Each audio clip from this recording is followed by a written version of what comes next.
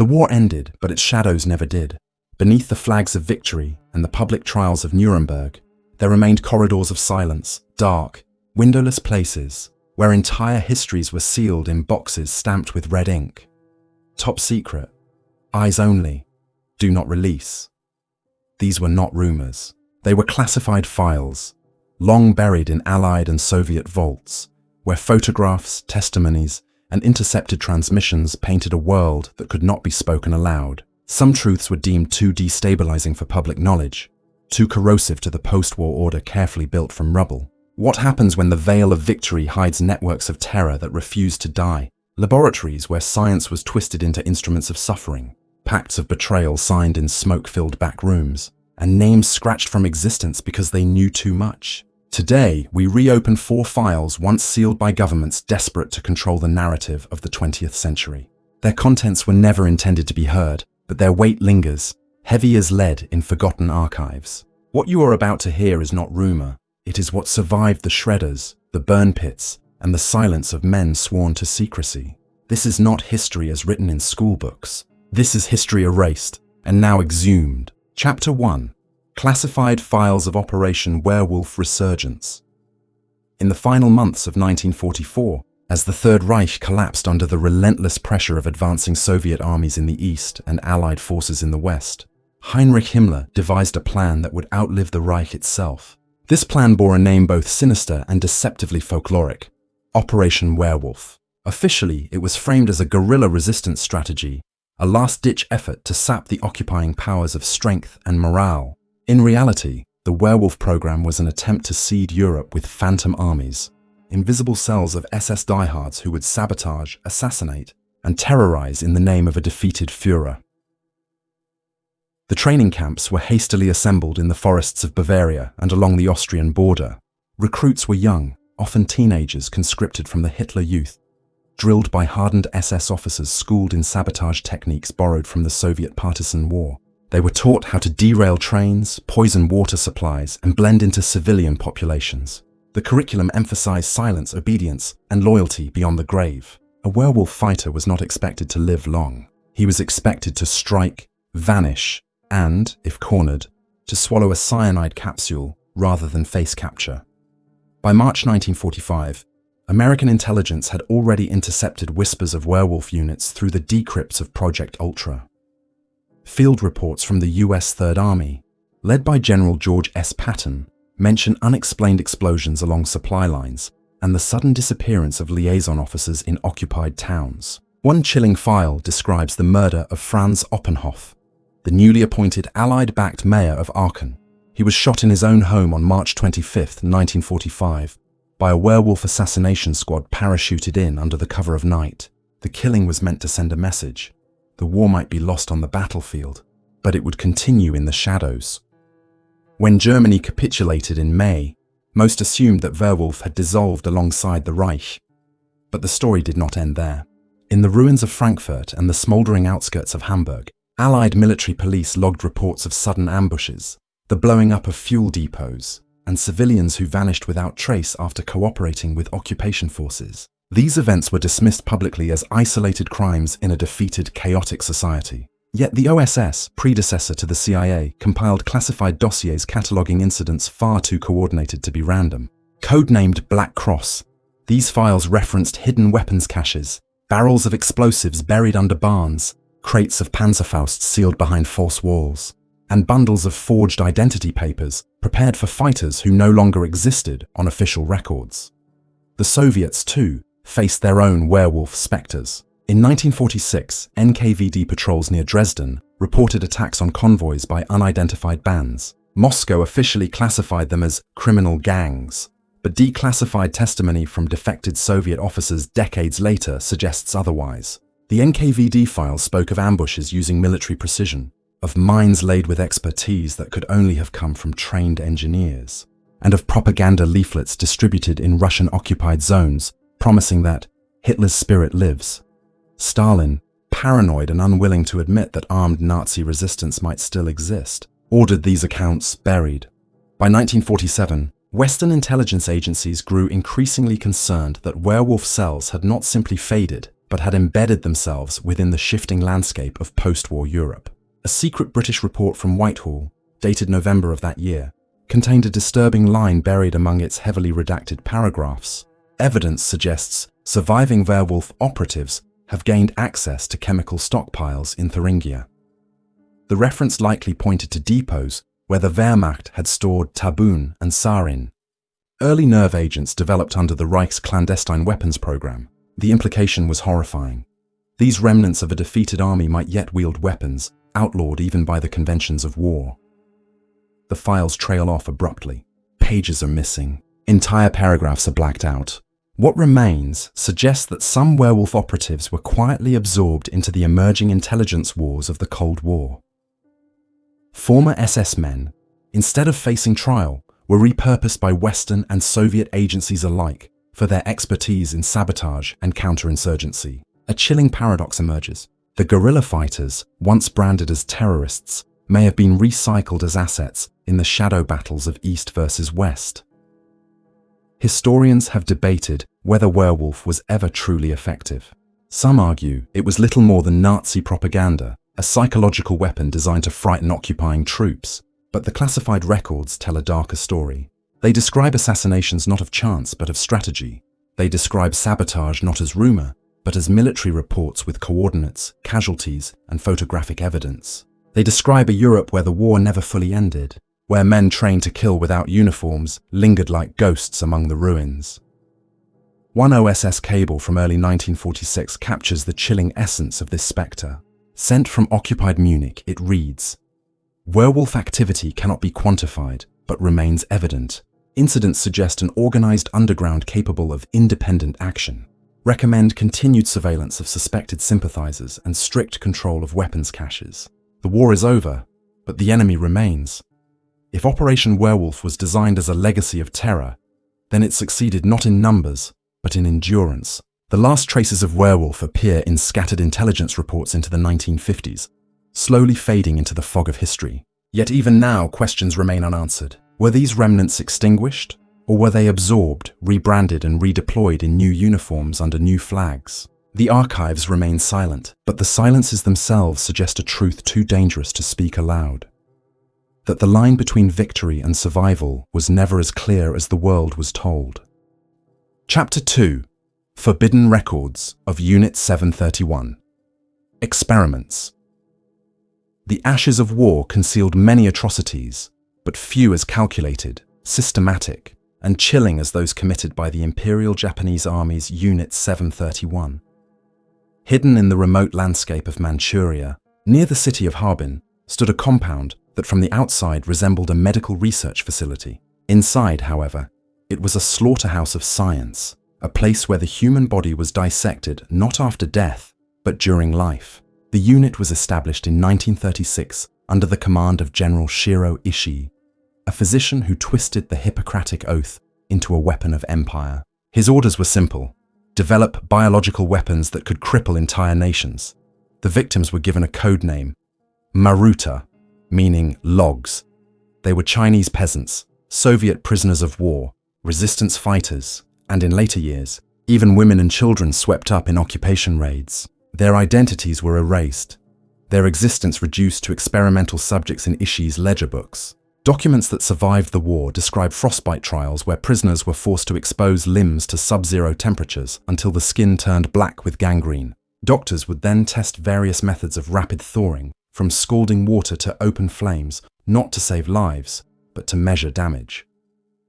Other chambers in the facility were devoted to pathogens. Victims were deliberately infected with anthrax, cholera, plague, and typhus. The results were meticulously documented. The rate of fever rise, the spread of lesions, the precise moment of organ failure. Vivisections were conducted without anesthesia because Ishii insisted that painkillers would distort the results. Autopsy reports detail lungs filled with blood, livers eaten by disease, and intestines torn apart by parasites introduced deliberately. To the doctors in their white coats, this was not cruelty. It was data. In 1945, as the Soviet Red Army advanced into Manchuria, Ishii ordered the destruction of Unit 731's facilities. The buildings were rigged with explosives. Prisoners were executed en masse to erase witnesses. Yet the fire did not consume everything. Among the ashes, Allied intelligence later discovered fragments of reports, vials of preserved organs, and photographs so disturbing they were sealed in restricted files. The Soviets captured several Japanese scientists alive, and in 1949, a tribunal in Khabarovsk exposed some of their crimes. The testimonies read like pages from a nightmare. Infected fleas dropped over villages, water wells poisoned with cholera, gas chambers filled not with poison, but with bacteria. But the most damning truth was not revealed in that courtroom. It lay in Washington. Documents declassified decades later show that General Douglas MacArthur, commander of Allied occupation forces in Japan, quietly arranged immunity for Ishii and his top researchers. In exchange, they provided their complete experimental data to the United States. The deal was struck in secret. Publicly, America condemned war crimes. Privately, it harvested their findings to accelerate its own biological weapons program at Fort Detrick, Maryland. Ishii lived out his life in Tokyo, untried, unpunished, his name erased from official post-war reckoning. This was not unknown to the Soviets. Stalin's intelligence services obtained fragments of Ishii's research and, fearing a strategic disadvantage, launched parallel experiments at Sverdlovsk and Kirov. The Cold War thus inherited not only nuclear competition, but also a silent race in bacteriological warfare. The victims of Harbin became pawns in a contest where their suffering was measured in laboratory notebooks, never in justice. The US kept the Unit 731 files sealed for decades, stored under eyes-only classifications that shielded them from congressional oversight. Only in the late 1980s did fragments begin to surface, often through leaks and whistleblowers. A 1989 report uncovered in Tokyo described the aerial release of plague-infested fleas from porcelain bombs tested on Chinese cities. Witnesses recalled black clouds descending, followed by outbreaks that killed thousands. These accounts were corroborated by Japanese veterans themselves, some of whom confessed in old age, their consciences no longer able to carry the burden. And yet, the official narrative remains evasive. Washington has never acknowledged the immunity deals, and Tokyo has never fully admitted the scope of its wartime biological program. The archives in both capitals remain sealed, their pages marked by redactions so heavy they appear as black slabs of ink. Historians attempting to reconstruct the record face deliberate gaps, entire years missing from official reports. Perhaps the most disturbing revelation comes from a memorandum discovered in the archives of Fort Detrick. Dated 1956, it references data sets originating from former IJA program, verified by Ishii's team, incorporated into ongoing test series. The wording is clinical, detached, yet it confirms what survivors had long suspected, that the results of their agony were not only preserved, but actively used to shape Cold War policy. The legacy of Unit 731 is not confined to the past. In 1979, an accidental anthrax release in Sverdlovsk killed dozens of Soviet citizens. While Moscow denied it for years, Western intelligence believed it was part of a continuing program built upon the foundation laid in Manchuria. In the shadows of global diplomacy, the spectre of Ishii's experiments lived on, shaping stockpiles and doctrines never acknowledged in public forums. Unit 731 remains one of the most tightly controlled secrets of the Second World War. It was not simply an atrocity, it was a transaction, a deal between victors and war criminals, written not in treaties but in silence. The men who inflicted unspeakable suffering were protected, not punished, because their data was deemed too valuable to destroy. Their victims, erased in ledgers as logs, remain nameless, their voices silenced by both the sword and the pen. Even now, questions remain locked in vaults. How many were truly killed in those chambers? How far did the experiments extend? And how many governments continue to profit from data born of suffering? The answers lie in archives that may never open, files labeled not for justice, but for secrecy. And in that silence, Unit 731 continues to haunt the conscience of history. Chapter 3: Erased History of the Black Book Plan. Amid the smoke and rubble of a Europe staggering out of war, two new superpowers emerged, each determined to claim not just territory, but knowledge. The collapse of Nazi Germany had left behind more than ruins and graves. It had also uncovered laboratories, research institutes, and a cadre of scientists whose work touched the edges of the future. Rocketry, jet propulsion, nerve agents, and even the early pursuit of nuclear power. These men were no ordinary prisoners. They were human assets, coveted by Washington and Moscow alike. What followed was a silent war, one waged not with tanks or bombers, but with dossiers, interrogations, and assassinations. For the Soviets, the answer came in the form of a secret initiative known as the Black Book. Compiled initially by the NKVD and refined by the GRU, it was a classified register of German and Eastern European scientists marked for immediate neutralization. The existence of this document was long denied, but fragments surfaced in the 1990s from Stasi archives in Berlin, typed in Cyrillic and stamped with the red seal of Soviet intelligence. The lists contained names of physicists, chemists, and mathematicians, each tagged with notes indicating whether they were to be recruited, kidnapped, or executed. The purpose was clear. The Soviet Union could not afford to let its rivals monopolize the intellectual spoils of the Reich.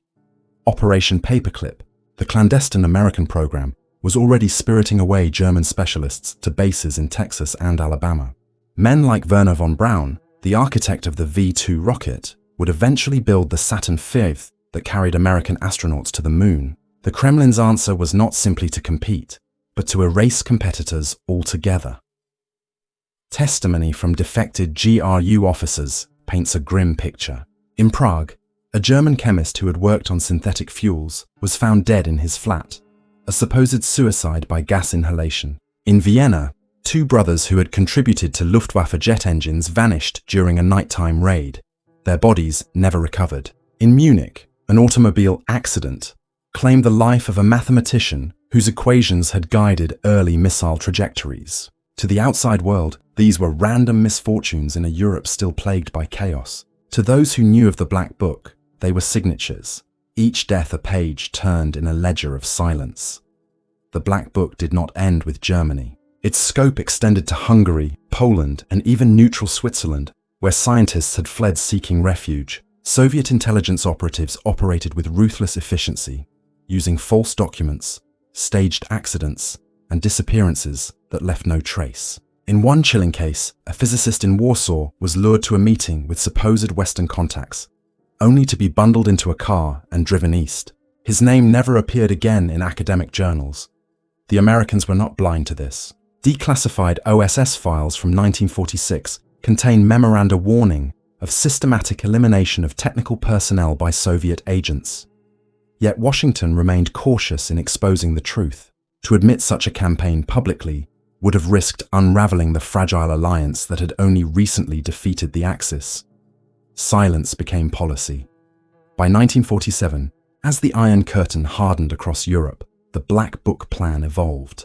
It was no longer simply a matter of denying knowledge to rivals. It became a weapon of intimidation, a way to control those already in Soviet custody. Scientists brought east under duress were reminded of the list. They were told their names were inked in black, and that only continued service to the Soviet state kept the ink from sealing their fate. Fear became a currency as powerful as rations or wages. In East Berlin, documents uncovered after 1992 revealed directives signed by Lavrenti Beria, Stalin's feared security chief, authorizing liquidation of individuals who resisted cooperation. These directives bore chillingly bureaucratic language. Subject is to be neutralized without delay. Outcome to be reported as natural causes or accident. The erasure of human beings was reduced to a line in a memo.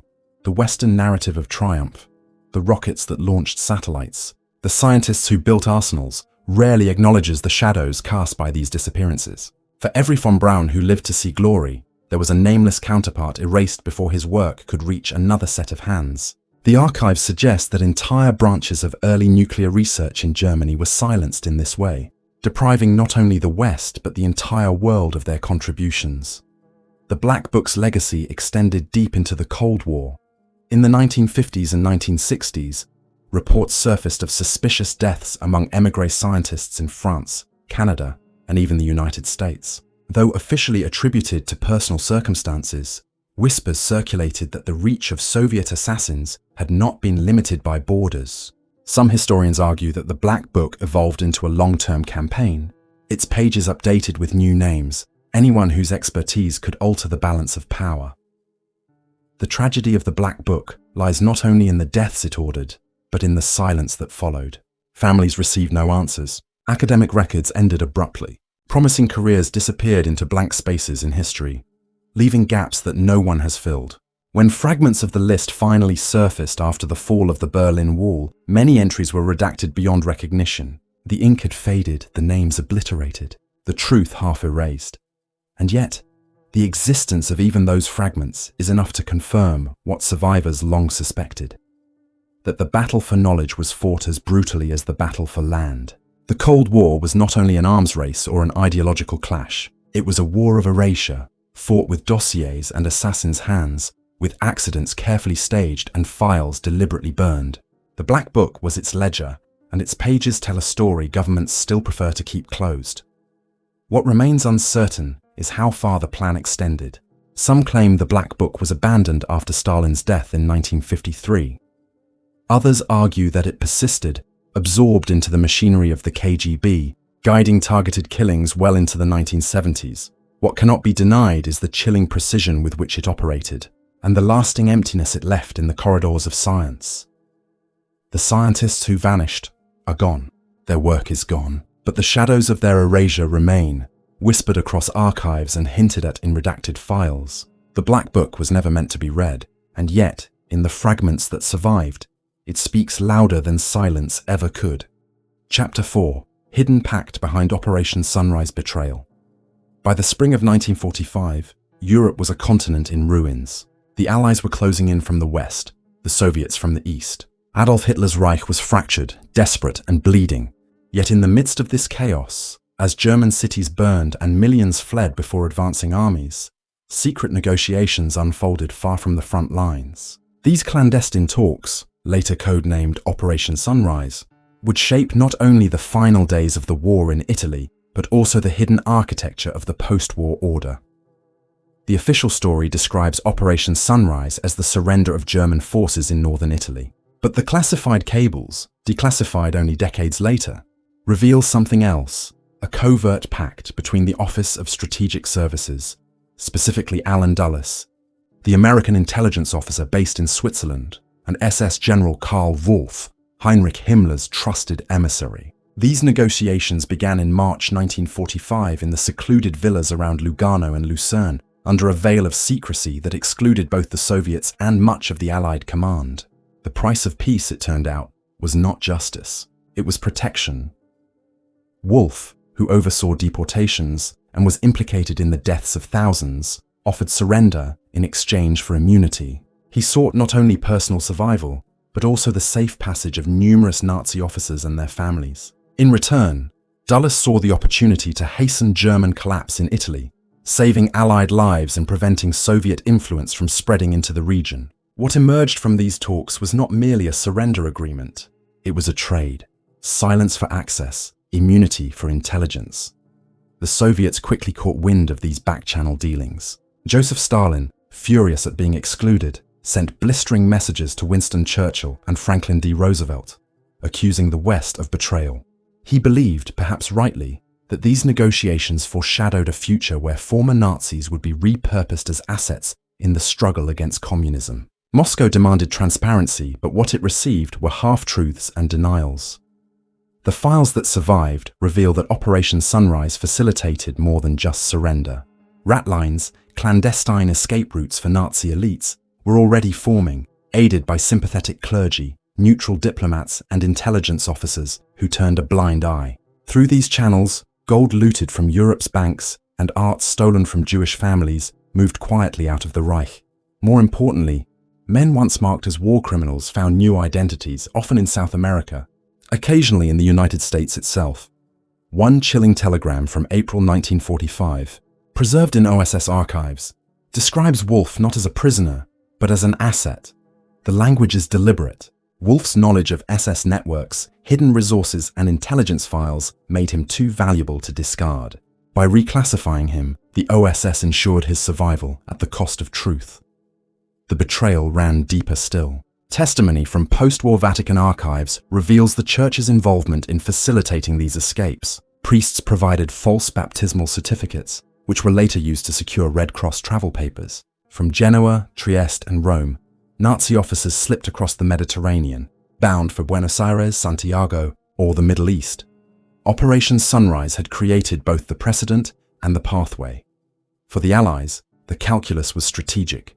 The coming conflict with the Soviet Union demanded every advantage. Former SS men with experience in counterinsurgency, intelligence, and logistics were suddenly useful. They had networks, discipline, and most importantly, knowledge of the Soviet front.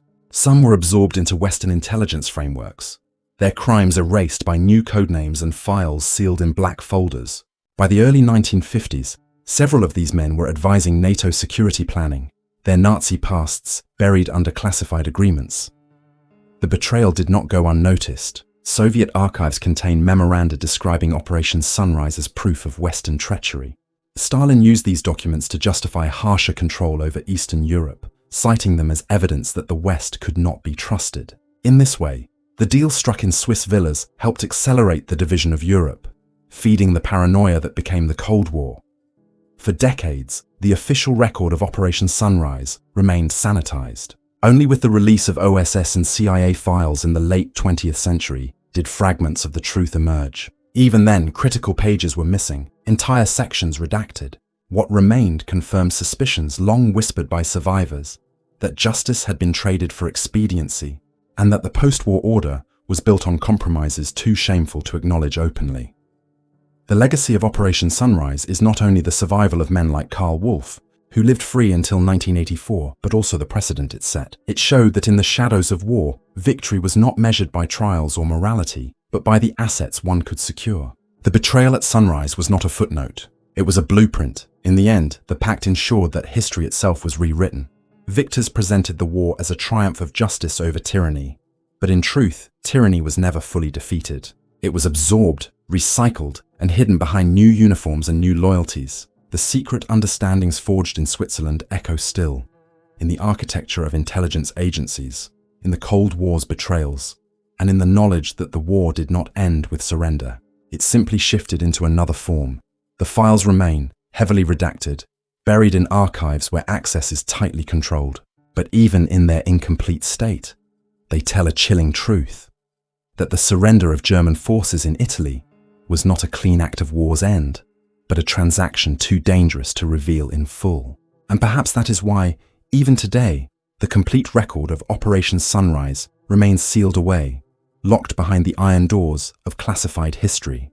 The war promised finality, but in truth, it left behind doors that were never meant to be opened. What lingers in classified vaults is not simply evidence of cruelty or betrayal.